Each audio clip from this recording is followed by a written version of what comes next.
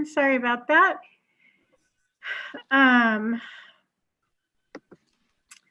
I wanted to say good afternoon and welcome to the Human Services Technical Committee meeting, and go ahead and call this meeting to order. I do have a couple announcements to make, as this is our second meeting via this online platform.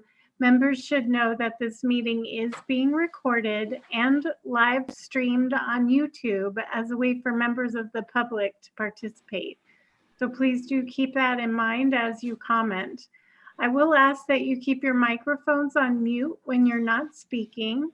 You can use the chat function through Zoom if you need to make a comment about a technical or logistical issue. Please know that the chat will also be recorded and part of the public meeting record. For the purpose of the meeting minutes, I ask that you state your name before any comments so that we have your comments on the record. And finally, for action items, we will be taking a roll call vote, and I will call out committee names and then ask how you vote. So with that, let's move on to introductions. I'll call each member's name and ask you to introduce yourself and your organization. Starting with my vice chair, Jacqueline Edwards. Hi, everyone. I'm Jacqueline Edwards. I'm the Deputy Director of the Maricopa County Human Services Department. Thank you. Melanie Dykstra.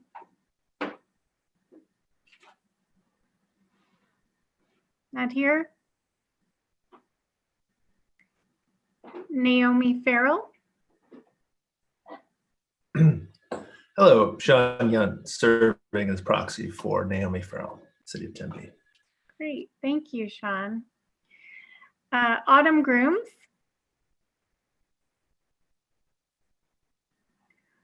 Laura Guild. Laura Guild with the Department of Economic Security, Division of Aging and Adult Services. Thanks, Laura. Susan Hallett. Good afternoon, all. Susan Hallett with the City of Phoenix. I'm the Human Services Deputy Director overseeing Community and Senior Services. Thank you. Mary Lynn? Mary Lynn Kasunic, Area Agency on Aging. And I'm multitasking with the City of Phoenix project on getting products to homebound elderly. Thank you, Susan. Great. Woohoo! And Donna, you're in for Chris? Hi, yeah, I'm Donna Gardner with the City of Avondale. I'm attending the meeting for Chris Lopez. I'm the Youth and Community Engagement Manager. Good to see you. Jason Matthews? Debbie Pearson?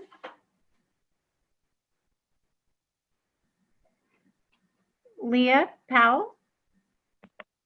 Hi, I'm Leah Powell. I'm the Neighborhood Resources Director for the City of Chandler. Awesome. And then I believe Cindy was not joining us today. So I'd like to ask staff to introduce themselves, starting with Brandy. Hi, everybody. Thank you for joining us today. I'm Brandy Mead, Human Services Director. Nice to see you all. And Tina?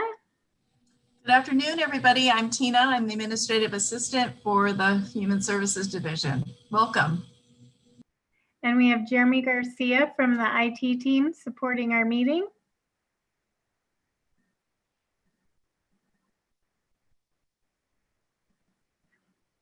Thank you to Jeremy. Oh, hey, sorry. I had myself muted on the physical microphone and on Zoom as well. Hello, everyone. Thank you.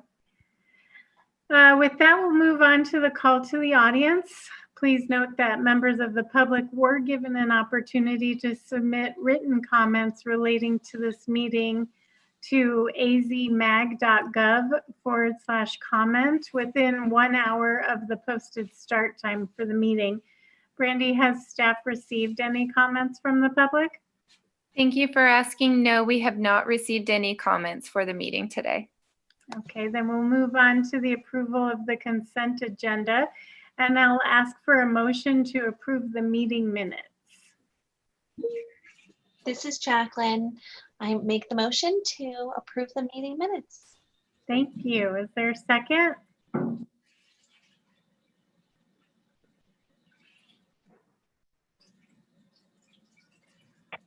This is Leah. I will second the minutes. Great. Thank you. And then I need to do a roll call vote. I will for the rest of the members. Shaun, Here I am. What am I supposed to say? do you approve the Yes. meeting minutes? Thank you. Sorry. Laura, I approve. thank you. Susan, I approve. Mary Lynn, I approve. and Donna. I approve. Awesome. Thank you, guys. So item 4 is a continuation and a deeper dive on the discussion we began back in June. As a recap, during our August meeting, we had a great dialogue on our first priority, which was effective service delivery and how the impact of the response to the pandemic has had some silver lining related to improving effective service delivery. So today we're going to focus our time on the second silver lining that has come out, collaborative problem solving. And a list of questions was emailed out with the meeting agenda just to get your juices going. I wanted to begin by leading us through those questions. But before I begin, are there any questions about the process that got us to this point or the purpose of this exercise?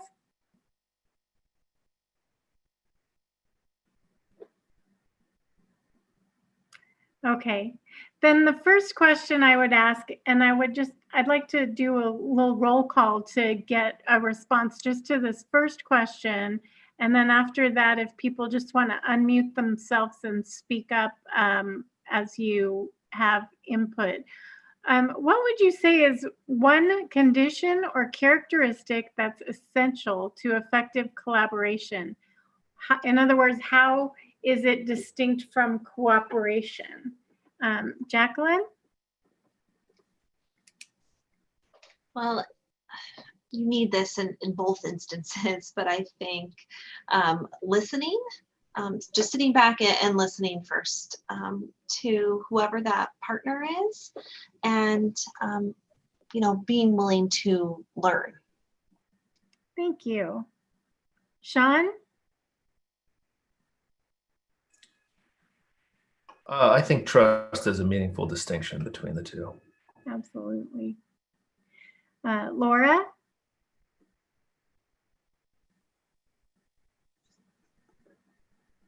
That unmute button. I think that taking time, really good collaboration requires a demonstration that efforts being made to bring people together in a manner that really honors their time and what they have to say. Yeah, that's it. Good one. Susan? I would say, and these might be a little bit related, shared goals, shared purpose, shared vision, and then just ownership. So partnerships really work best when people have a commitment to each other for whatever those reasons are. Mm-hmm. Shared being operative. Yeah. Good one. Mary Lynn? Yeah, well, Susan said what I was going to say, but anyway, no.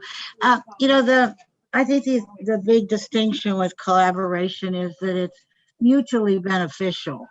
If you cooperate, if I ask you to do something and you cooperate with me and do it because I ask you to do it, is different than we say, what can we do that we would both benefit? And so to me, that's what collaboration is. It's mutually beneficial. Thank you. Donna? So just determining roles and responsibilities, so everyone knows what they are responsible for, and just knowing who you're working with and knowing their strengths and their weaknesses, so where we can benefit and pick up in different areas for others. Thank you. It looks like Debbie's joining. Leah? I think that one of the things that makes the collaboration stand up different than just cooperating together is not being territorial. You've seen that where two groups may come together and think it would be a good idea to work together, but then when it gets into the nuts and bolts of it, they get nervous about losing, whether it's resources or customers or whatever. So being able to break down that territoriality. Mm-hmm. Yeah. Debbie, we are going through the question regarding collaborative problem solving, and the first question, we were hoping everyone could chime in. What's one condition or characteristic essential to effective collaboration?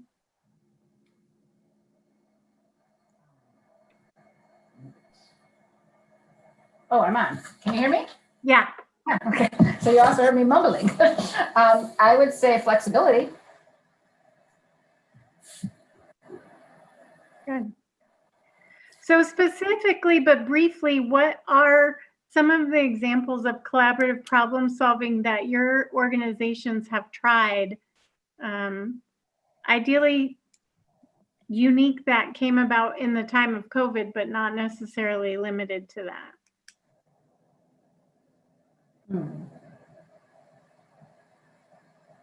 Can you say that again? Mm-hmm. What are some examples of collaborative problem solving that your municipality or organization has tried? Or is there an example of something you've seen other people do, or you wish more people within municipal services would do in terms of collaborative problem solving? This is Leah. We actually have what I think might be a kind of a unique situation. So we have a number of customers that are behind on their water bills, of course, with COVID. And so that's out of the utility billing department and management services. But in my department, we've added a couple AZ Cares positions that we funded with our AZ Cares money that are two positions that just really serve as liaisons to the community and are working with all of the nonprofits and working closely with our CAP office. We took the list from utility billing of all of their customers that are behind on their water bills, and our two staff are making phone calls to all of them to make sure that they know that there is service out there through the CAP office and how to access that service. That's awesome.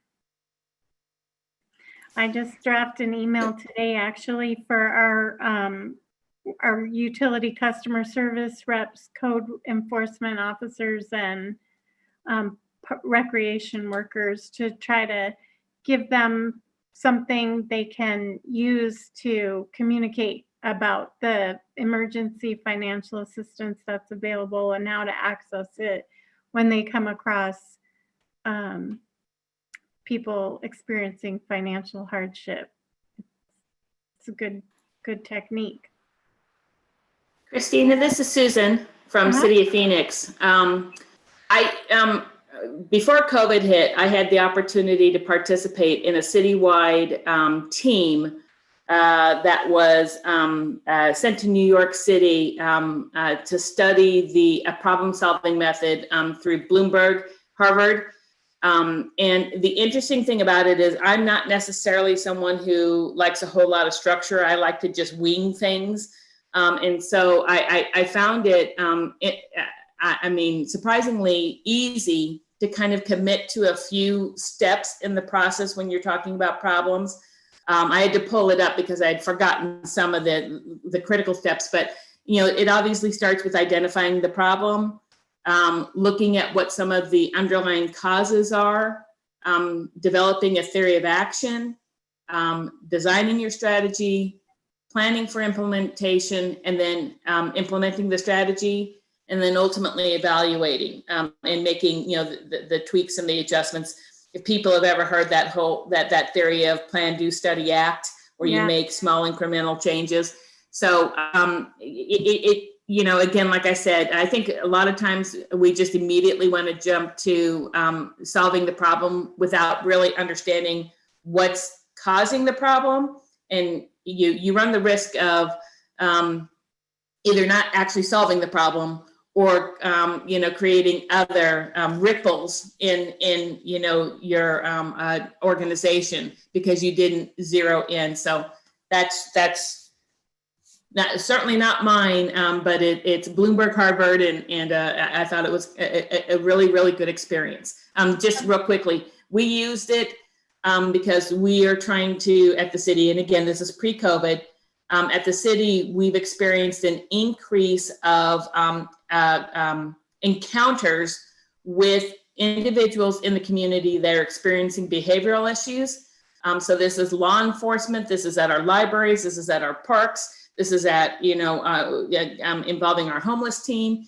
And what we realized is that the city employees in particular, and oftentimes our community members, don't know how to handle those encounters. And so you end up calling police when really there's, some strategies that you could look for de-escalating the situation and not calling police, that kind of thing. So it's a wicked problem for sure. But it was something that I hope that once some of this COVID stuff, frees up, that we're able to get back to, because I think it's a critical need. Yeah, that reminds me a lot too of project management practices too, like you said. So that gives you a good framework if you make it through all those questions while you're identifying your problem and your solution. Very cool. Thanks for sharing. If there's a link to that you could drop in the chat, that would be awesome. What else? Are there any examples of unique partners that you've activated to do something that under other circumstances you would have thought was your division's responsibility, or to the contrary, you would have thought this wasn't in your wheelhouse at all, but you wound up responding through leveraged partners? So we're not a municipality, but interestingly, someone gave us seniors identified that they needed personal, like shampoo and deodorant and all those. And so we had some money, about $7,500. But it's very difficult for us as staff to have to go to Target and try to buy, a couple hundred, bottles of shampoo and a couple hundred bottles of, deodorant and toothpaste and toothbrush, because most stores only allow you a certain amount. So we actually found out there was a sorority that wanted to help us. So we called them and we're giving them gift cards. And so they're going to go out and make up, I think it's 200 bags of personal supplies, 300 bags of personal supplies. My staff's cueing me that I'm saying the wrong thing. But 300 bags of these personal, so it'll be like shampoo, deodorant, soap, body wash, toothbrush, toothpaste, and all of that. So that will be really good. And then when seniors call us and say, can you send us this? We have it done, and it saves us a ton of time having to go shopping individually for each person. So I think it's just a great example of a new partnership that we've developed in order to serve clients during this COVID crisis. That's a great example. Thank you. So for us, I guess two different partnerships that we didn't necessarily have prior to COVID. One is with the Arizona Food Bank Network. So historically, we don't do all that much in the food insecurity area other than some minimal things, food boxes that are handled, with our CAP offices, or some minimal interactions with our Head Start families. But with the county receiving funding from the CARES Act, we were able to partner with the Arizona Food Bank Network to actually make a dent in the food insecurity and fund the major food banks and their partners, based on different proposals. So we've never done that before, and in working with them, it really had brought a number of things to light, and thinking of what we can do to continue to partner with them even after COVID. And then the other one would be with the Arizona Community Foundation. So in the county, we partner with about 150 nonprofits or so, but it's in a variety of ways. Some of them are subrecipients, some of them are contractors, some of them fund us. It's a mix, right? But we know that so many of our social service nonprofit counterparts are doing the hard work during COVID just as much as the rest of us are, but maybe their funding went down, or they have new needs and don't have the same funding sources as everyone else. So we partnered with the Arizona Community Foundation to create a nonprofit assistance program specifically for human service agencies, and just going through that process, and it's a different type of collaboration for us, and kind of exciting to be more in that grant making space, and know that it's really going to make an impact on whether it's partners that we've already had, or nonprofits that we haven't had interactions with, but it's I think after all of that funding goes through, it will create new collaborations as well. That's awesome. Yeah, it helps you to move quickly too, and getting those resources distributed, which is so essential right now. So, Christine, if I can talk about one more, Sure. Partnership, I think right after March 18th, whenever, I think most of you heard the story that somebody posted on Facebook that we did grocery shopping, which we don't. We started to do we're using St. Mary's food boxes, and then we're also doing these bags of fresh vegetables, and it's cheese and eggs and bread, and then all of the salad kinds of stuff, and all this fresh fruit and everything. But what happened was nobody would sell the stuff to us. I even talked to the Arizona Department of Agriculture, and they promised to put me in touch with people. And then we talked to the Food Bank Association, and they said, well, you don't have a refrigerated truck, so we can't even give you fresh fruits and vegetables. And, blah, blah, blah, blah, blah. So finally, we called around. Someone told us to go to all the farmers, the farmers market people. They didn't want to work with us either. And finally, we found Grand Avenue Produce. And though we buy it from them, every single day, they bring us everything we need. They are just absolutely amazing. And they try to get here by 8:30 in the morning, because we put out between 20 and 40 bags a day. And so they are always there, and they are just really good. And the people that deliver the boxes in the bag is our AmeriCorps program. And they're all people 55 and over who come in every day and take 2 or 3 boxes and take them out to seniors. And so it's a whole new focus of us. And we're also now doing another new program that we got money from CVS Health to do shelf-stable boxes, and they also get the vegetable and other kinds of stuff. So, but it's, the partnerships aren't always other nonprofits or cities and counties or that, but sometimes it's the the retail or the commercial, and for them to absolutely love what we're doing and they get us anything they need and they're extremely responsive, I think is really says a lot about, the community out there that is willing to support us in serving vulnerable older adults. Yeah, that's great.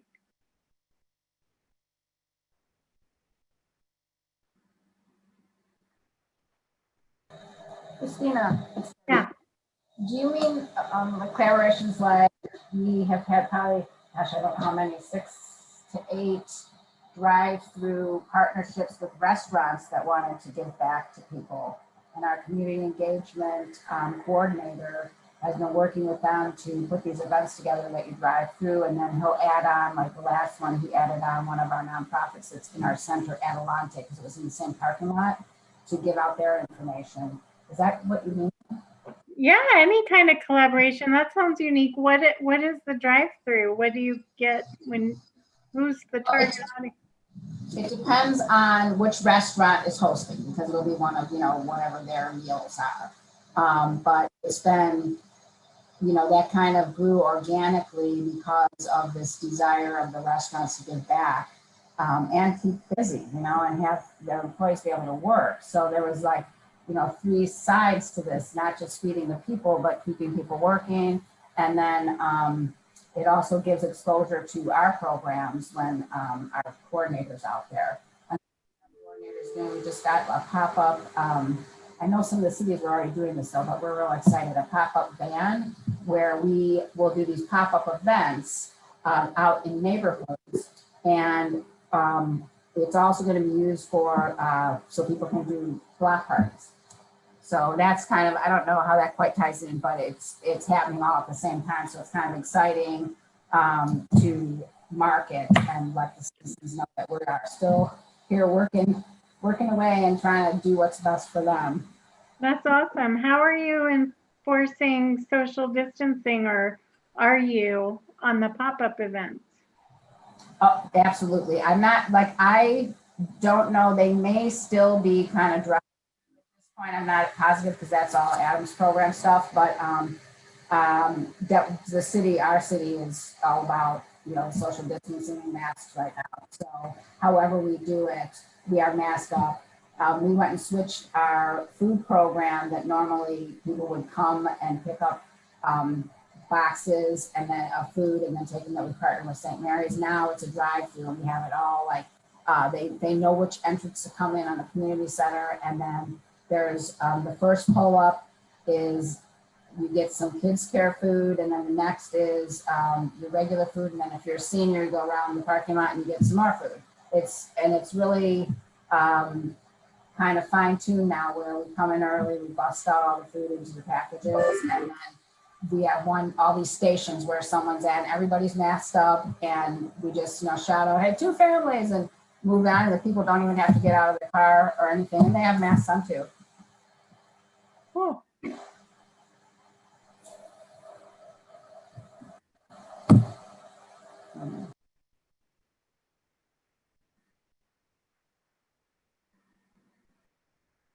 Any other examples of collaborations or for solving problems?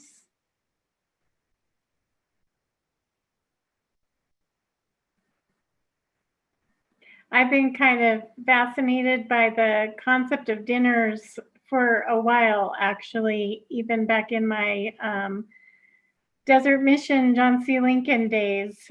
We did a program for drug prevention education for adults, and there was a simultaneous track for youth. And then we had a dinner where the parents and children would have a meal together. The idea being that the kids would get loaded up with information and the parents would get loaded up or prepared to be able to answer their kids' questions after they got that information. And then they'd have a informal dinner experience together with additional supports in the room if necessary to nurture sustained conversation. And then I watched a webinar from Next City the other day about these civic dinners where they're trying to facilitate civil discourse in groups, and they ordinarily do it around a dinner with like 8 to 10 participants per event to make it a manageable conversation size. And during the pandemic, they took those to Zoom, but the format they said was still working. And I thought it was interesting because, and then 1 in 10, similar to area agency, I saw a flyer, they've partnered with Whole Foods and they've got dinner kits together that help families have conversations together. And thinking of, just sort of the charged environment we're in right now, so many of us are experiencing, and then we can't be in groups of people. The idea of being able to have a family dinner together and having some supports around that. The 1 in 10 had some flyers included in the box. In my imagination, they help foster healthy conversations or whatever, but I thought that was a really unique solution to social isolation that is happening right now. Any other examples or ideas people have seen or heard or dreamed of?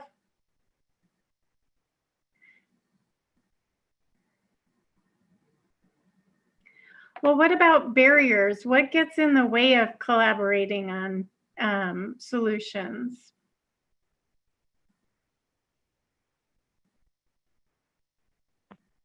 This is Leah. Go ahead. I was going to say, I think sometimes our bureaucracy and our policies definitely get in the way of collaborating.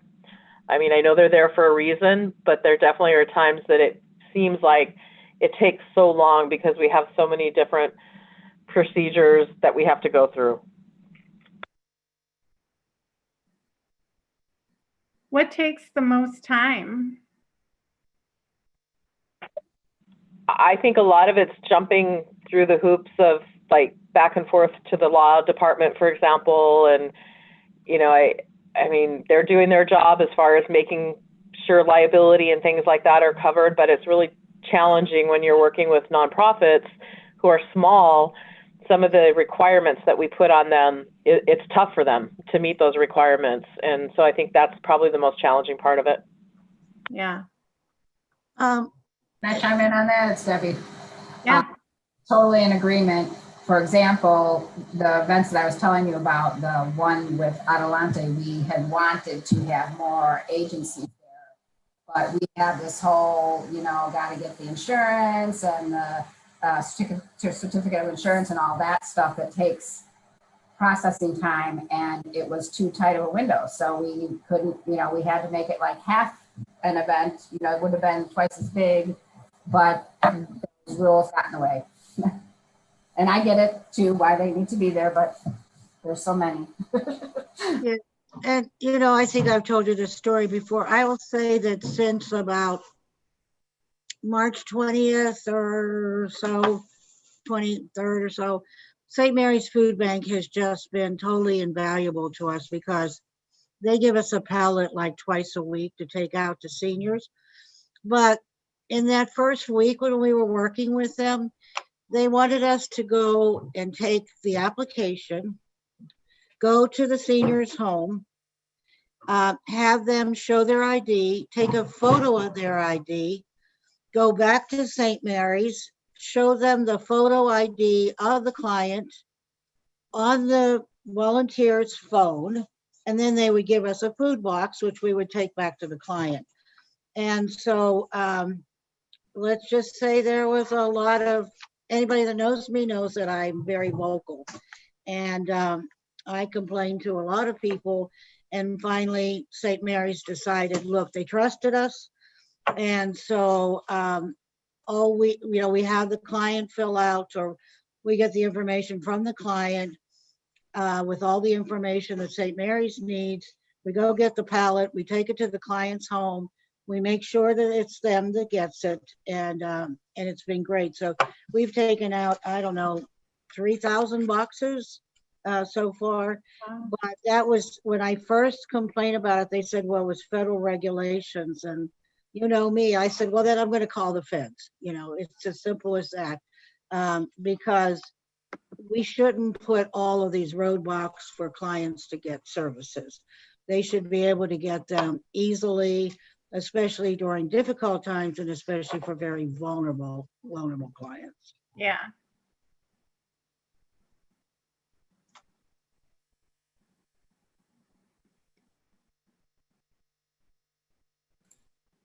I would say, this is Susan from City of Phoenix.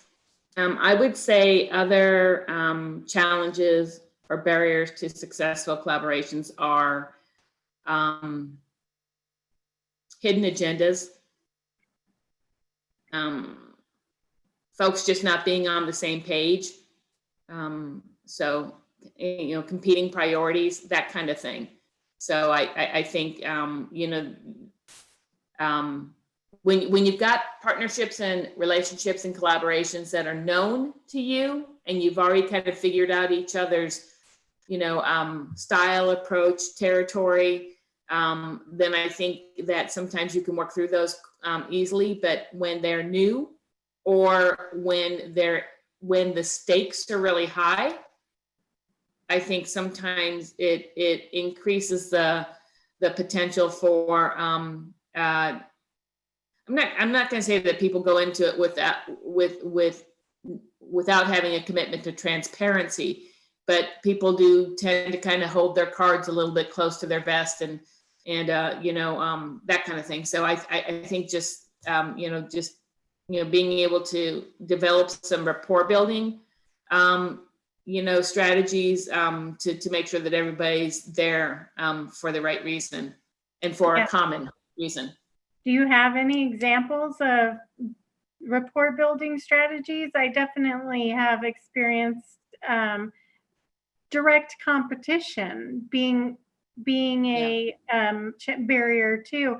And then also, like, I think it got mentioned earlier, but like the fear of being gobbled up. A lot of times a larger entity partners with the smaller entity, and it all seems like it's great. And then the larger entity like fully institutionalizes whatever organic, brilliant program or service was happening between the two of them, and it just kills it. And anybody have strategies for avoiding that? Or staving it off, or? Well, I think you need to show appreciation for those that are smaller than you. Like, for example, there are 8 area agencies in Arizona, and we are by far the largest. I mean, we're twice as big as the second one, and then 4 times as big as some of the other ones. But I constantly, when I'm advocating or talking about it, always talk about how great the rural area agencies are. You know, we got a lot of stuff here in Phoenix and Maricopa County. So, you know, there's lots of resources and so forth. And the fact that the rural communities and the small towns and cities are able to really serve their clients. And I think you just have to always talk about that appreciation. And I don't think anybody can say that, you know, I think I'm better than anybody else, because we're just all unique, and you need to do that. You know, I wanted to talk, Christine, about the, I think the other big obstacle is the feds and their rules and regulations. And what we all need is to have friends at the federal level.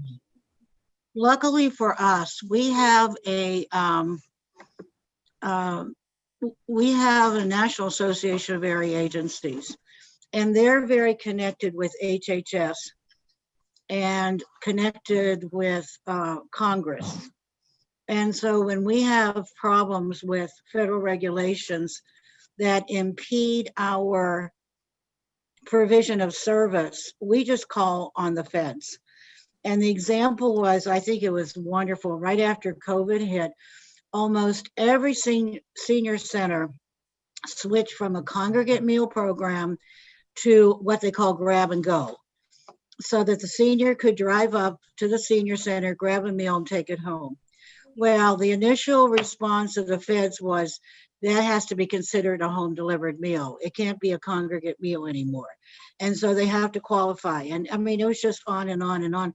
So we complained to the federal level, and after about a week or two, they actually ended up saying, okay, it's all right. You can go ahead and count them since your senior centers are closed. But I think anytime there are problems where the federal regulations interfere, we need to have those friends at the federal level to advocate for us.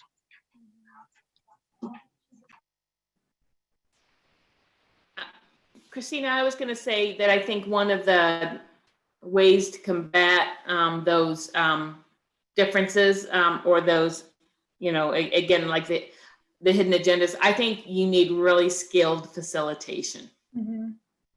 If you're really going to have, if you're building rapport, if you're having a courageous conversation, something along those lines, if it's something that's really expecting people to kind of peel back a layer or two, I think skilled facilitation is a really a great strategy. And I don't think that you necessarily have to go out for that. I'm a little bit surprised that oftentimes, agencies and in particular government doesn't invest more in that kind of skill development. I think people just kind of move and promote and move into different positions, and they might be good decision makers, but I'm not sure that they're necessarily collaborative decision makers. I would agree. I actually learned about the technology of participation training program through some neighborhood services people at the city of Phoenix. And I had the privilege to take some of those classes, and what, for those of you who aren't familiar with it, they do consent. Pretty much if you ever did a facilitated exercise with a sticky wall, it was probably this methodology, and we're using it right now. This is supposed to be an ORID discussion, to use their language. And so it's just really great to build that capacity to facilitate the thinking in a group in a way that allows all different kinds of voices and thought styles to participate. That's a good point. And also sometimes too, just having an institution that's willing, I think this is a role that government maybe can play sometimes too, is while it's an institution, just acting as convener versus owning the program, but providing safe, neutral turf. The thing that I struggle with when I'm thinking about that, though, is how do you do that and maintain the integrity of it just being safe space, neutral space, as opposed to something you own, because it does seem like there's going to be some sort of government identity tied to it at some point. And if it were to fail, I could see that being a risk, a perceived risk. Anybody else have any thoughts?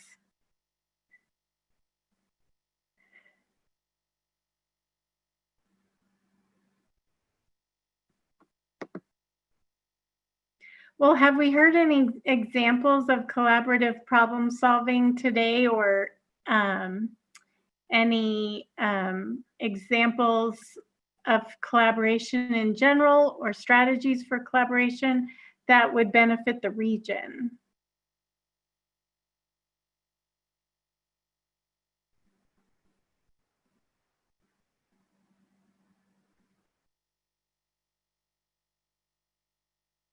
Is there a kind of collaboration that's lacking in the region or excelling?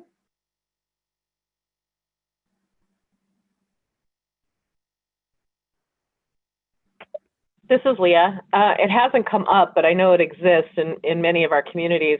I think the collaboration with the faith community is something too, you know, knowing that many of our faith organizations do the work of human service organizations, and not only the resources, but also the services that they can provide. I think that's important when we talk about collaboration in the community. Mm-hmm. This is Susan with City of Phoenix. I'm not sure where this fits, and it's a little bit of probably a sensitive subject, but when I think about the regional efforts around homelessness, I'm not sure that I feel that there's been effective collaborative problem solving. And I think part of the challenge is that each entity at the table isn't necessarily the decision maker at the table. And so you've got some very serious dynamics where you've got people that are sitting at the table, and there's an effort to get everybody to work together on this, but they're really just the communicator. And so they're there to collect information, and then they're there to take information back. And I know that this, I mean, I certainly sense with the City of Phoenix, that there's a large role for all of us to play, but it doesn't seem as though everybody's coming to the table with the same sense of ownership, urgency, and decision-making. So I have no idea how that fits or where it fits, but I think it's a pretty good example of what to date hasn't necessarily, it's not that it won't ever get there, but I don't think it's gotten there yet.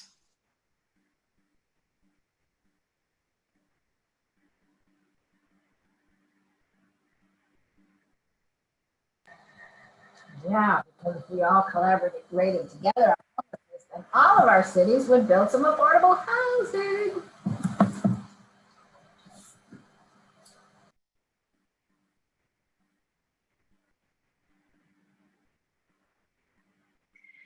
Okay, well, I guess just one last question, but I'm not overly optimistic to get a whole bunch of answers here. But what needs to happen at the regional level to sustain or support the existing collaborations or future collaborations for problem solving? And so maybe even if we just look at it in terms of the homelessness issue. One thought that I have, and I think this has been done, I'm sorry, this is Susan from City of Phoenix. And I think this has been done at some level, and maybe it's just something that needs to kind of be brushed off and repeated. I think that collaborative problem solving requires a return on investment. So I think that when you are trying to get people to buy in, take ownership, really commit to working collaboratively on a process, you've got to be able to communicate what's in it for them. And homelessness is a wonderful example of being able to speak to the care and the concern for your city residents, the impact on your emergency systems, the toll on your emergency response systems, the safety, the aesthetics, all of those kinds of things. And I think that ultimately you got to figure out what everybody's currency is, and then you got to be able to talk their language. And so I think that return on investment is something that probably, I guess the bottom line is it's not enough to say it's the right thing to do, and so you should do it, because not everybody's motivated by the right thing. So I think even before that step that Susan just shared, at least on homelessness, I think that's really what Susan shared is really important. But I think you need to have, at least in that area, an effective and appropriate convener So there, even in collaborations, you still need the leadership, especially when it's more than just one organization. When you have a number of different types of organizations, you know, public, private, nonprofit, faith-based, all of that. And so you need to have an appropriate convener to bring everyone together to try to reach consensus and to lay down what the, clearly we know the common customer when it comes to homelessness, but what's the common goal? Yep, ending homelessness, but how do you break that down? And then, you know, following through on what's in the best interest of the community at large. And, you know, really that convener setting all of the kind of the rules and operations of how it's going to function, that collaborative activity. And I think it becomes more difficult as you add more and more partners. Collaboration just between two organizations, well, you can really find you can really build that mutual respect and cooperation much quicker than when you have a variety of different organizations. And then linked to what Susan was saying, not just variety of organizations, variety of mindsets and how it really impacts them and their own benefit. Mm.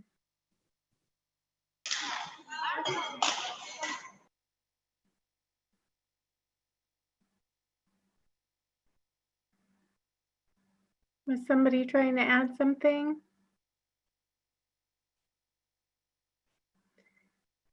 What came to mind for me too was beyond the common goal is being transparent about the common goal, but also about any exclusions. I mean, if people could just be transparent, collaboration doesn't need to mean that we all do the exact same thing. But if we can figure out what everyone's comfort level is with potential solutions, then, you know, we could divide and conquer too in terms of implementing that. Shaun, did you have something to say?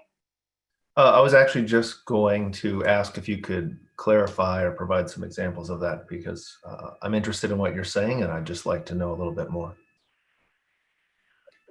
Examples of? Well, when you're speaking to, if we could just be a little bit more transparent about the varying levels of comfort across different organizations, could you just speak to maybe what exactly you're referencing? Is that comfort with perhaps building shelter in their community, or are you talking about comfort from a funding perspective?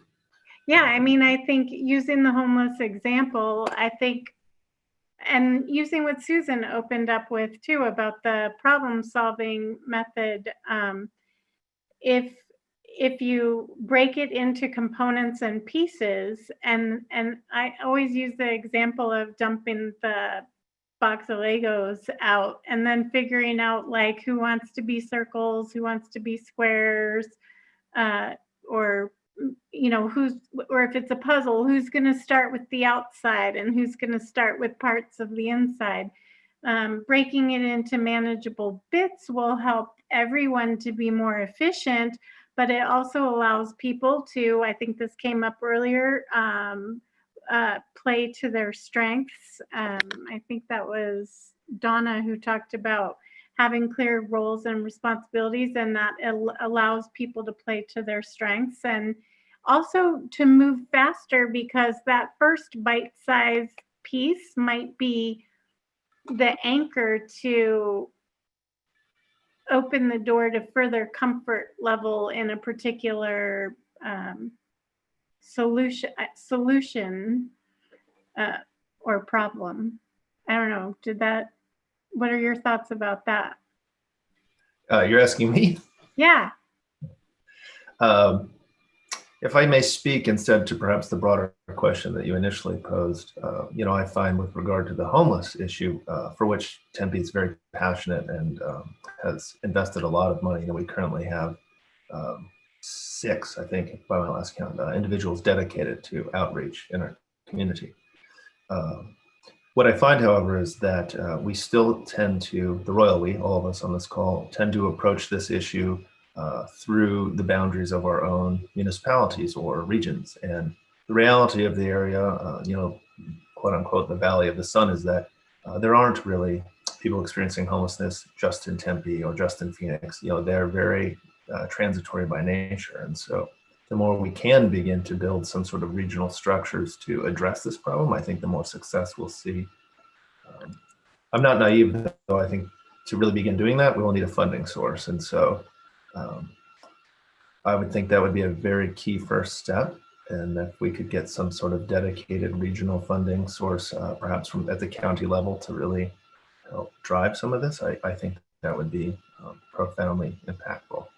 I don't know how feasible that is, but in the long term, in the long run, maybe even just using the transportation model as an example, how they've funded light rail regionally, or some of the bus routes. It's a good example.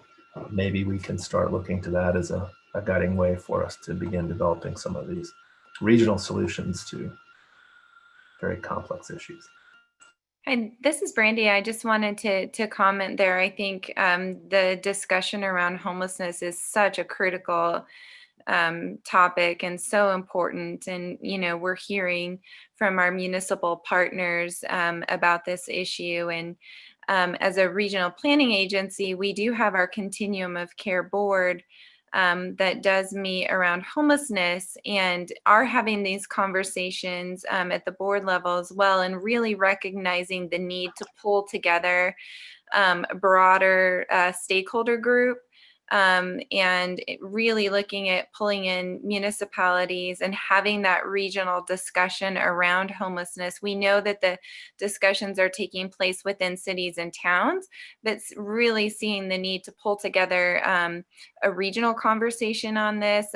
We do have a regional plan to end homelessness. And it's recognizing that it's time to update that and to really pull in key stakeholders to do that. So there will be more to come on that, but I think that this conversation that you're having today is so important, and I'm taking notes and pulling together some of the ideas that are coming out of this conversation today to be able to elevate that. Thank you, Brandy. I know you've worked for a long time on that issue, and we're lucky to have you have an ear in both rooms, if you will.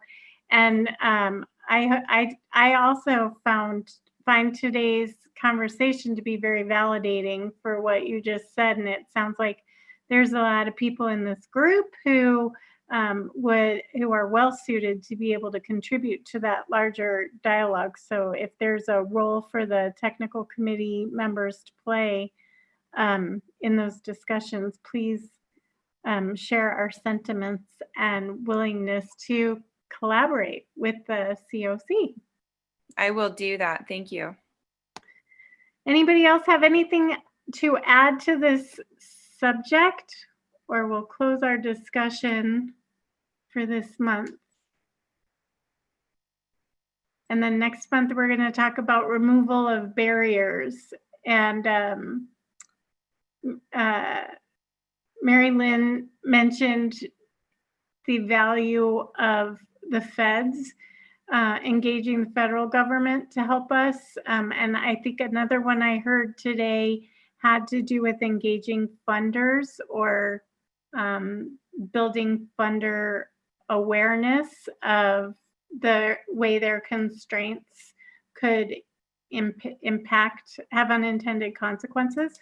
So those are definitely two. If you guys could put your thinking caps on about, like, so then what do we do about it besides just point to it as an issue?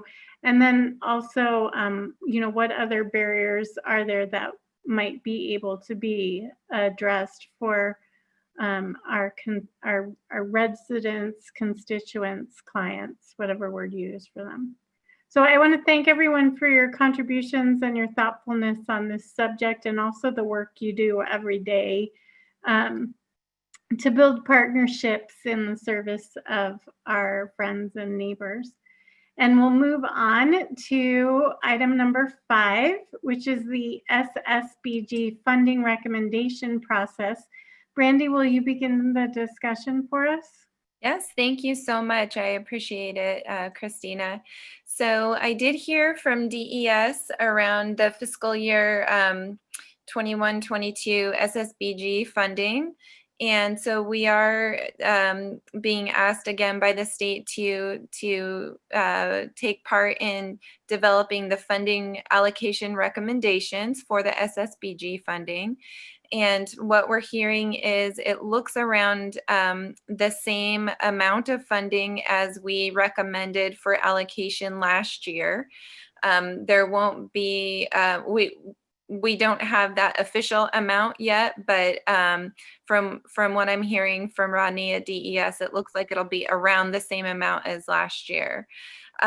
So wanted to touch base with the members of this committee on the process for making those funding allocation recommendations, which will ultimately go to the MAG Regional Council for approval.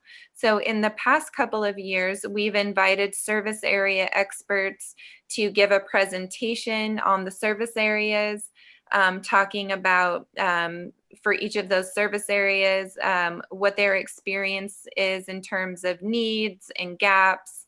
And, you know, we've talked a lot about what wait lists look like, sort of the impact that this funding has on each of the different service areas. So last year we had presentations November and December, and then we had a recommendation that went through our regional council in January. So wanted to take the temperature of the room and get your feedback on, is that a process that you would like to continue for this year, or is there something else that you would like to see considered to help you in making those funding recommendations? My suggestion, Christina, is that the presenters talk about how they utilize the SSBG funding. And usually it's about what's the state of, what's the need in the community. Like wildfire, I think does, you know, Cynthia Zweck does a fabulous job about talking about the issues, but she's not addressing where the funding is and how it's being spent. And I think that should be really the focus of it, is with the money that you get, who gets that money and what are they using it for? I mean, we don't need to know down to the last dollar, but you know, the adult daycare money goes to adult daycare centers and, you know, that kind of stuff. And, you know, the case management dollars, and I know I had to ask Brandy to do a lot of research last year to find out where the homeless money, it was homeless for the elderly. And I'm like, well, who's getting that money? And it took several months, I think, for DES to come back and let us know where it went. So I think that should be the real focus of what are people doing with the money they get. Brandy, didn't we ask Rodney last year to provide us who was funded with those dollars? Because I think that's actually where we should start. Because anyone we invite in, you know, they may tell us about the you know, state of that population being served, but they may not actually be a recipient of the funds. So I think getting the data first from Rodney before we make, probably before we even make decisions on who we invite to speak, or you know, maybe more on that process. To me, that's the first step, and then we can determine whether it's people speaking or sharing, you know, information or details with us that we can review and send back questions. I will just be like upfront, and I will, like, in the next, like, till the end of the year, I am kind of concerned about spending a lot of time, dedicating a lot of time to presentations, just because of, unless Congress does something else, the CARES funding ends on December 30th. So at least for us, it's going to be a big push, and potentially for some of those folks that we would be inviting, if they've also been a recipient of funds, it's going to be a big push for completion of services as well. So maybe we have a more targeted plan after we receive the information from Rodney, then we can ask those specific questions of, whether it's the recipients or others in the community. A quick thought that I have, this is Susan from the City of Phoenix. A quick thought that I have is, and I apologize, I should probably know this. Does MAG do a community needs assessment? So a community-wide needs assessment, we have not. So, that's something that we've talked about within this group and looking at pulling together the municipal needs assessments, and then, thinking, what the gaps are and what might be needed, where we can maybe become involved with that. But we have not done a general community-wide needs assessment. Okay. We did have Oh, go ahead. Well, we did have a plan, Susan, where we were gonna go through all of those assessments, and it was gonna be facilitated to extract common denominators. And then the idea was going to be to look specifically to those common denominators, because this group in particular, it seems like we always have an eye wandering to homeless issues, which is the Continuum of Care Committee's charge. And then, the SSBG allocation is like our primary role, and it's sort of anti-cathartic because we have all these meetings, and then the money goes, and then we don't know what impact we had. So our challenge has been, how do we continue to facilitate that process virtually, or is this group comfortable, coming in person again to meet, where we can have copies of the various assessments there to do a facilitated high-level skim and scan of them to extract stuff, or if anyone has suggestions for how else to do it. Go ahead. Sorry, I think you were going to ask. No, that's actually really helpful. I'm just thinking that, and I think I may have had this thought last year, which it seems like last year was like 3 months ago. I'm mindful that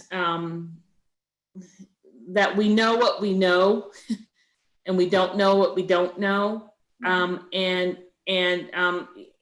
I'll go one step further. I don't know, even though I think I've got a broad range of responsibilities at the City of Phoenix, it's not as broad as SSBG. And so from that perspective, it's hard for me at times to really be able to intelligently contribute to that conversation, because I'm not sure where everything is on, on a need and a resource level. And so we're in the absence of that, we kind of we either go with what we've already been doing. We go with whoever convinced us most in a presentation. Those are all legitimate, ways of making decisions, but I was I guess I was trying to, roll it back to being a little bit more strategic and applying some procedural fairness to it all. So I don't know. I certainly understand the confines of our dynamics, and I will say that just for the City of Phoenix, is slow to reopen. I don't think that's a surprise to people, and because of that, in honor of my agency's directions, my city leadership and my council, I probably would not be comfortable coming together in a meeting. I suppose we don't have, certainly we don't have 50 people and we could socially distance and all that kind of stuff. But I think that we're a little bit from being able to go to community meetings. We're still being advised not to attend community meetings in person. That said, and while I like a good community needs assessment, just like everybody else does, I don't have the time to sit and read all of them, and Right. I don't have the bandwidth to be able to distill them. So unfortunately, I would be asking that there be somebody who's able to take those community needs assessments and kind of run a crosswalk of, where does everybody land on some of these things, and maybe get the best of a regional view from that. I don't even know where everybody is. I know that the Human Services Department for City of Phoenix does a community needs assessment every 3 years, and then an update in the years in between. So we've got something, along those lines, but I don't know where everybody else is with theirs. So those Yeah. are some thoughts. Well, and you're not alone in terms of not having the bandwidth, which is why we didn't want to just send out links and then have a facilitated discussion, because it was just going to be like hair pulling because no one would do their homework. Let's just be honest, because no one would have time to do their homework, not because people are horrible, just because there's not time. So that's why if we could dedicate as a group the time to have worked on it in a expedited way, we might get there faster. Laura, did you have an idea or a suggestion? Oh, you looked really engaged. Maybe you're reading something. What about Jacqueline or Leah? Because you've been working on SSBG for a long time. Yeah, I definitely agree with what's been said. Well, first of all, let's just face it, this is a weird year to be doing anything at this point. But yeah, I think the information that we gained this year, if it doesn't look different, it needs to look different, because I think we all have to adapt to the current environment. And so it's tough. It's tough to think about what was funded and where we are with it today. Mm-hmm. Because again, people are having to prioritize and spend other money first and things like that too. So I definitely feel like we need the input. I like the idea of looking at the list first before we make some of those definite decisions. Mm-hmm. I can send out what we received from Rodney last year as a reminder, and send out the list of those funding recommendations that we move forward through the process last year. And then I'll reach out and see, like, in terms of the education on the SSBG and kind of that background information around how the funding is being spent, where, who's receiving it, where's it going. I think, kind of taking a step back and having that discussion at the next meeting, along with the information on how we made those recommendations last year. And then, so that would be for our November meeting. And then that would set us up nicely for then deciding how we want to proceed with December, after we have that additional information in front of us at the November meeting. Does that work? That sounds like a great plan, Brandy. Thank you. This is Shaun with Tempe. I had a question. Mm-hmm. I don't want to add any additional work, but is it possible, in regards to where the money has gone, and in the vein of that question, to also know what the administrative cost was compared to how many dollars went to those served? No, it's not. Laura's saying no. Well, I'm a dreamer. It would just be nice to know from an ROI perspective, if you're historically, but if those who are using it have been efficient versus the next option as a function of value. Mm-hmm. Can I speak then? I do want to speak. Yes. Just quickly, you have to, in relationship to the amount of money that is being given to all of the contractors, this is a very, very small portion. And so to break out any kind of costs like that wouldn't make any sense. It wouldn't be information that you could benefit from, really. Second, I think that we can give you costs. That's no problem. You're going to where is the money going to? But again, you can't parse out how much of that. If I'm a contractor and I'm serving 1,000 people, and 1% of my budget is SSBG, then all I could tell you is the math there. I can't. It's not like this client is funded through SSBG. It just simply goes into the pool of funding. It's particularly in the area of domestic violence. I think that's true in most of them. So, thank you for clarifying that. And actually, I think we would probably get better presentations in the virtual world than we've gotten in the past. People are getting pretty savvy on how to use PowerPoints and materials to talk about their programs. So I think it would increase access and who might be able to participate. So I think that's not just a safe strategy, it's an effective strategy. So. Yeah, and I wanted to mention it in Aging Services, DES, Division of Aging and Adult Services, only allows us to take 10% admin on all federal dollars, including Older Americans Act, Social Service Block Grant, and in state dollars. So, and that's because the Older Americans Act only allows 10%. So they've imposed that on every single, any money that they ever give us. It's 10%. Thank you for clarifying. I appreciate that. So Laura, if this is such a small drop in the bucket for the contractors, what is the value in this exercise? You sure you wanted me to answer that question? Yes. I think, well, there's enough people on this panel that have been doing it at the same time. It seems to me like we go through this to do due diligence, but we come to the same conclusion pretty much within just a few dollars, maybe differentials every time. So I don't know if it really will make a difference. I think it's always good to have people present to us, because that's how you get educated on the use of the SSBG funding. But in the long run, it doesn't seem, we're not moving a whole lot of mountains at all when we do this. And it is very time consuming on everybody's part, certainly on Brandy. So that's my opinion. You asked for it. Thank you for your honesty.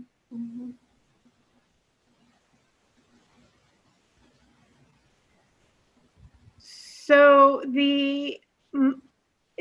So Brandy, could you restate kind of where we're at? That would be the motion we would be putting forward for the process.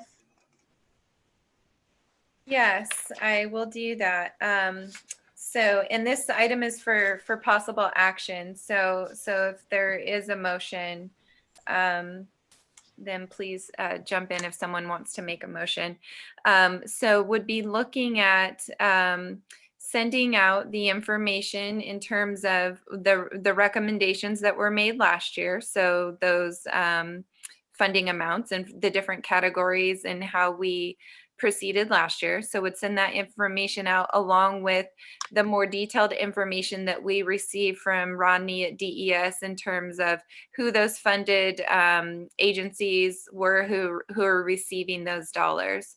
So sending that information out along with that to this group so that we can take a look at that, review that information, come together at our next meeting and have a follow-up discussion about planning for our December meeting and who we would like to bring in terms of service area experts to help us make our funding recommendations for January.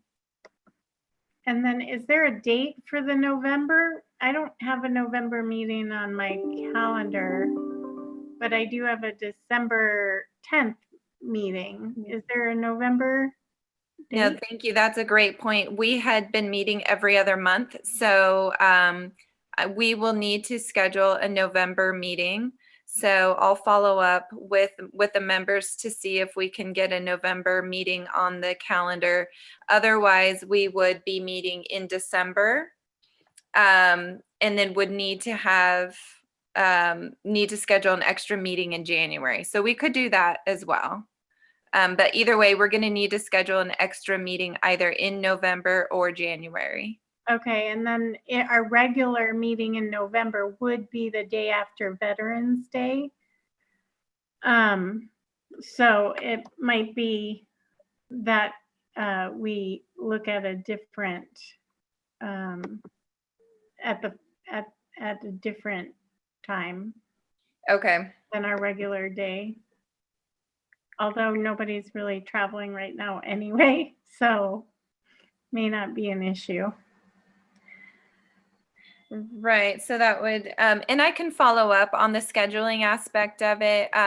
So if it would be good to hear from members, would you like to have a special meeting in November to review last year's information and the listing that was provided from DES? And then I'll follow up with you after this meeting to schedule that November session.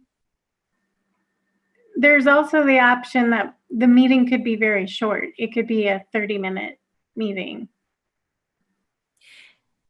Yeah, I think if we get if you're able to get the information beforehand, Brandy, then we can just review it and come together and quickly, discuss what share our thoughts for next plans of action. Sure, it could be a short agenda with just this item on the agenda. So I'll make a motion to for Brandy to schedule us a special meeting in November, and then as for SSBG, that we'll reach out to DES to get additional information and review prior years funding allocations that we approved to determine next steps at our next meeting. Thank you. Is there a second? I'll second. Susan from you. the city of Phoenix. Thank you. So now we're doing a vote for that. Shaun, are you in favor? Yes, I'm in favor. Thank you. Laura? Yes. Mary Lynn? Yes. Donna? Yes. Leah? Yes. Debbie?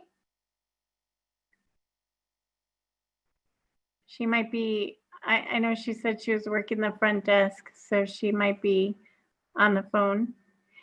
And then is there another committee member that I skipped? All right, then that passes. Thanks, Brandy. Next up is our lightning round. So this is just an opportunity for you to report out on local or national best practices, provide updates, collaboration opportunities, or other information that you'd like to share in a quick Zoom around the room. I'll call you by name, and if you don't have anything to share, you can pass. I will, oh, it looks like we lost Jacqueline. So Shaun, do you have anything to add or announce? Yes, thanks. I was trying to get my list up. I apologize for not having it in front of me completely, but related to CARES funding in the city of Tempe, that was allowed some general funds to be freed up, and Human Services is happy to share that approximately 6 to 7 of our initiatives have been funded. So we are hoping to make an increased impact in the community here shortly. And I'd like to share one specific that is quite exciting. We're looking to refurbish a building along the light rail that can potentially become an Envision Center / resiliency hub to support those who are at risk, high risk populations. So we're very excited about that. And hopefully I'll have more detail at the next meeting. Cool, thanks. Laura, do you have any announcements, best practices, collaboration opportunities? It's your month.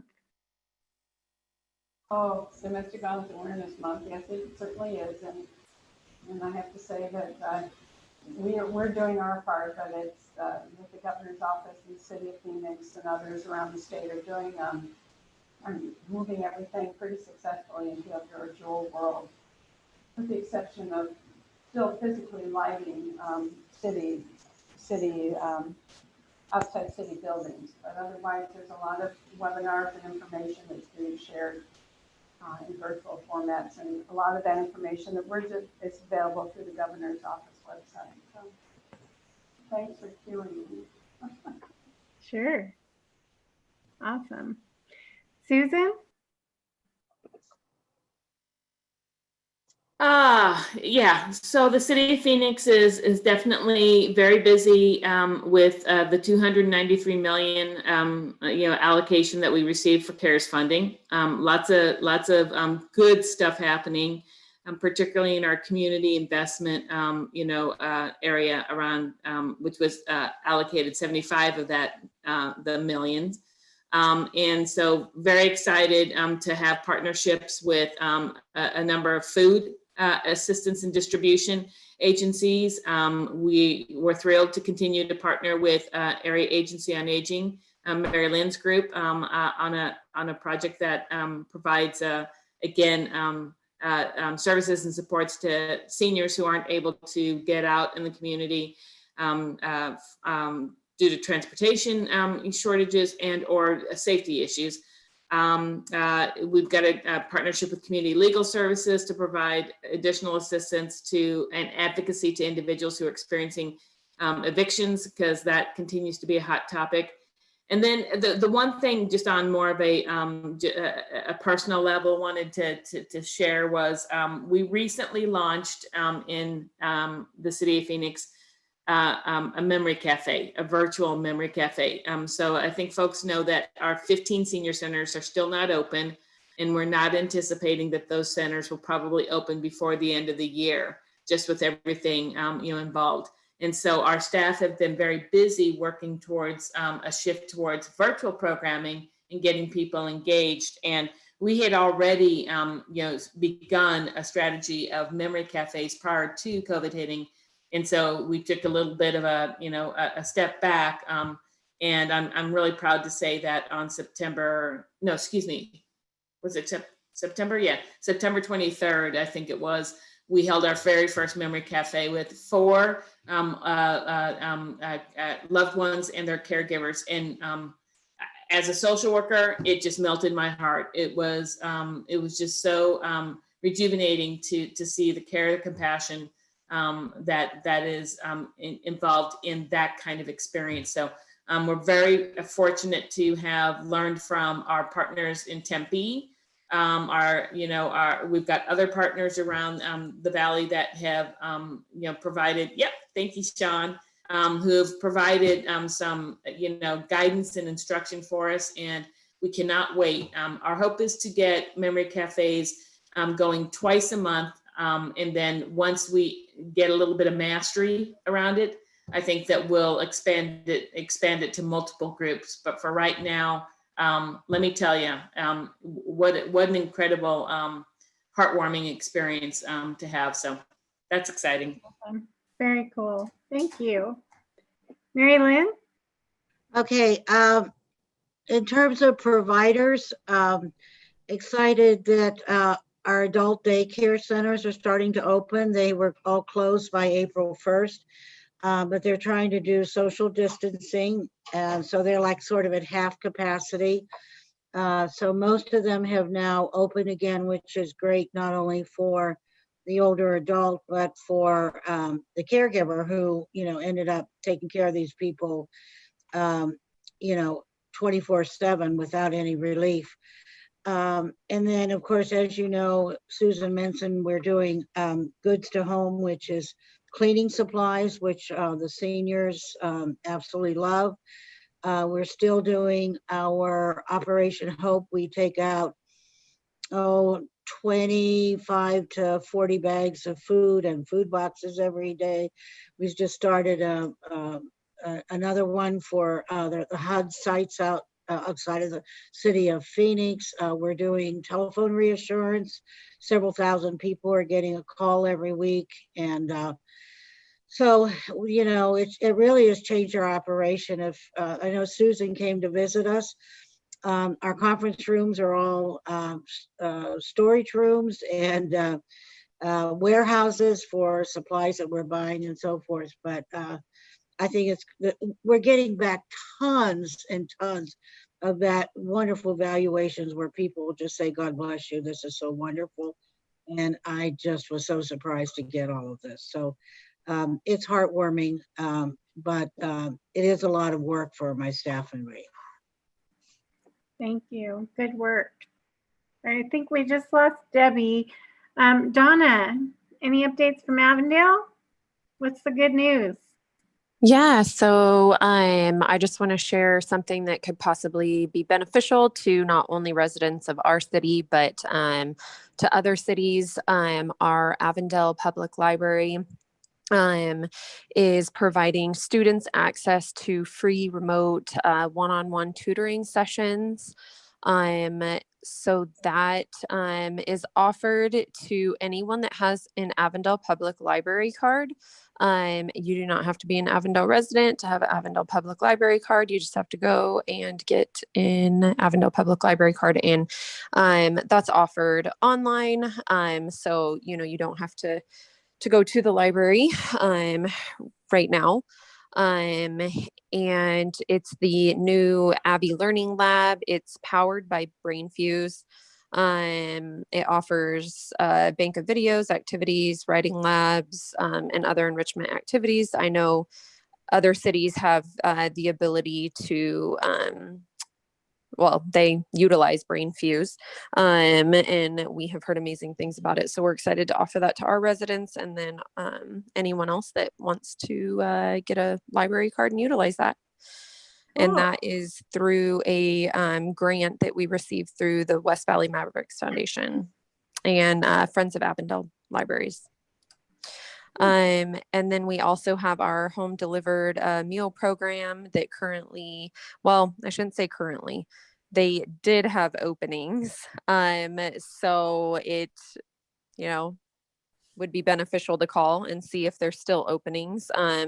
The eligibility is determined by Area Agency on Aging, but it offers residents who qualify for a meal delivery and daily welfare check through the city's home delivered meal program. It serves up to 7 meals a week, and it serves clients in Avondale, Goodyear, and Litchfield Park areas. And if I could, you know, I don't know what Avondale's capacity is. I don't think we've heard of a problem, but county-wide, you don't have to qualify like you used to with home delivered meals where you had to have ADLs. But if you are homebound because of COVID or the fear of COVID, we will take a meal also. And Awesome. I heard a rumor, is Avondale building a new senior center? So it's not just a senior center, but we are in the process of building a resource center, which will bring our entire neighborhood and family services department together.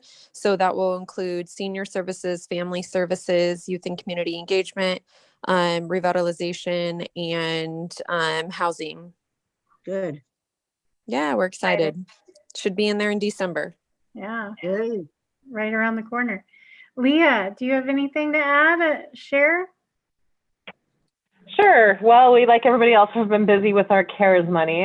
We did fund 3 positions and plus a navigator, so 4 total, which has been great to have the extra staff on board. 2 of them are committed, like I said before, to working with community, being a kind of a constituent to the residents, working with the nonprofits to make sure that we're keeping abreast of everything that's happening with them and the challenges that they're having, so we can help out however we can.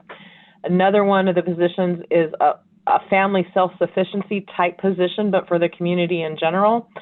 However, we started that position working with some of our families in housing, and I just got this figure yesterday, but I was very surprised to find out, even in our public housing, the number of people that are behind on their rent, which it's a little mind-boggling because really all they needed to do was put in a change report if their income had changed.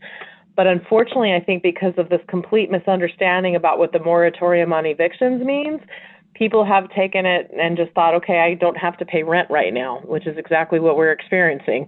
So that's kind of, I think, a lesson for everybody out there. There are definitely residents who don't understand and just stopped paying their rent. So that's a challenge for not only us with our public housing residents, but also just, residents in general. So our staff is really spending a lot of time trying to educate and reach out to those residents in need and make sure they get connected with the CAP office. And like I said, we've added additional navigators. So that's been helpful. We're having some great success. Thank you, County, for the program with the hotels of putting people who are experiencing homelessness into the hotels. It's really been a great way to get people engaged and get them on a path to some type of permanent housing, and we found it to be very successful. And then we also opened a day center because of heat relief to begin with, but then it's going to continue on through the rest of the year because of the lack of availability of places to go, like the library, to be able to cool down. So that's proven also to be successful in getting people who are experiencing homelessness just to start those conversations about how to connect them to resources as well. We've had several that have gone into rehab or into housing situations or even into our traditional shelter. So it's been really exciting to do that. And then finally, we did just get announced that we're going to receive another $1.5 million in CDBG CV3. So we're taking some time right now to hear from our nonprofits and try to figure out exactly what we want to recommend to do with that money. Our allocations process for both our general fund, our annual CDBG, and now the CDBG CV3 kicks off later this month. So we're busy with allocations starting very soon. No kidding. Congratulations to you. You guys have quite the load. You, Phoenix, the county especially, with all of your direct recipient stuff. Thank you. On behalf of Goodyear, I just wanted to share, we're grateful to the county community services for administering some COVID CDBG relief funds for emergency water utility assistance for our residents. They've been able to help 7 residents so far, and we're trying to get the word out about how to access those services to the people who need it most. And then I want to thank Avondale, who continues to act as our regional CAP, because you're a lifeline for our residents, and we're so grateful for what you do for them. So those are my announcements from Goodyear. Brandy, did you have any announcements for the lightning round? Yes, I do. Thank you. Wanted to mention for Domestic Violence Awareness Month, we have placed a calendar of events on our website that includes many different Domestic Violence Awareness Month activities that are taking place throughout the entire month of October. We had over 26 events that are posted on that calendar and are continuing to update that as we hear from more partners. So wanting to help create awareness and education about domestic violence. So that's on our website. We're also collecting photos of cities that are lighting purple for Domestic Violence Awareness Month. And also, I know since we're not in person, we've been getting photos sent to us of staff either doing virtual meetings in their purple, and we can share those photos as well. Or if you have a photo of yourself in purple, we're doing a photo gallery on our website. And then we'll be launching a series of videos around domestic violence awareness that will be featuring the Arizona Point system, which is a new online system for filing petitions for order of protection that can be done online, and it speeds up the process and makes the process safer for victims. To help hold abusers accountable. So we'll be releasing those video series very soon. Thank you. Can you email us when those get released? Because we might be Yes. able to share them with our residents. Absolutely. Awesome, thank you. Are there any requests for future agenda items, topics of interest for the committee? Are people happy with what we're working on with our discussions? Are they helpful? Okay, good. Thank you, Susan. The only person I can see.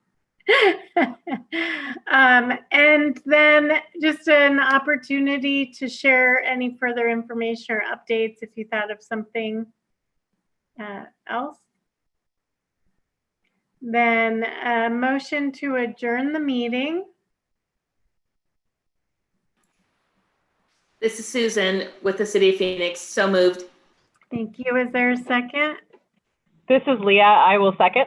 Thank you. And then Jacqueline's gone. Shaun, do you approve? I approve. Laura's gone. Mary Lynn? Approve. Donna? Approve. All right. Awesome. I want to thank everyone and I'll see you, I guess, in November. Stay healthy. Bye. Bye, everyone. Thank you. Bye. Thanks. Bye, all.